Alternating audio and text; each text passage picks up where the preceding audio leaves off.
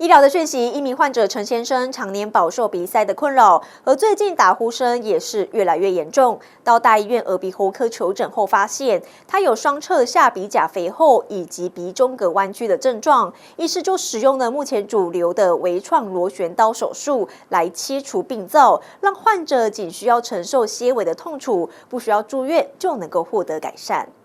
患者陈先生与他的主治医师一起出来分享，他长期受到鼻塞的困扰，打呼声也越来越严重，影响生活品质。后来在耳鼻喉科医师检查之下，发现陈先生有双侧下鼻甲肥厚与鼻中隔弯曲的症状。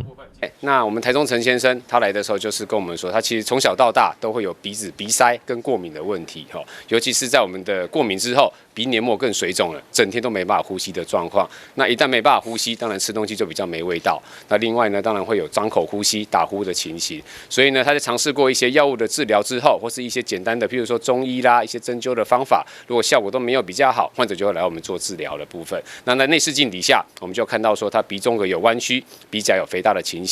医师拿出正常鼻甲与肥大鼻甲照片比较，肥大的下鼻甲阻碍了呼吸的顺畅，而治疗方法除了传统的切除手术，也有电波射频手术，但不适感强烈且术后照顾不易，因此医师用效果最好也不太痛苦的微创刀来进行手术。那目前来说，我们是用4K 的萤幕搭配螺旋刀的部分。那这个好处是说，我们会保留我们正常的上皮组织，移除我们肥大的一些组织的状况，包含底下骨头的部分。所以我们就说保留正常的黏膜，但是移除有病理的地方。所以这个手术的部分能够保留正常的生理功能，但是却移除我们不需要的东西。它的好处在于就是说，我们的部分可以减少我们的出血量，疼痛感非常的低，而且复发几率很低。那手术过后就是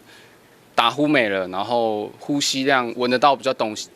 味道这样子，然后其实到现在基本上没有什么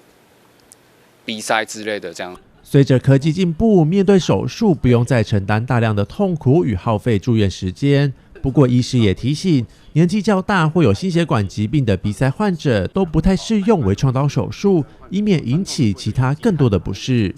记者赖义莹台中采访报道。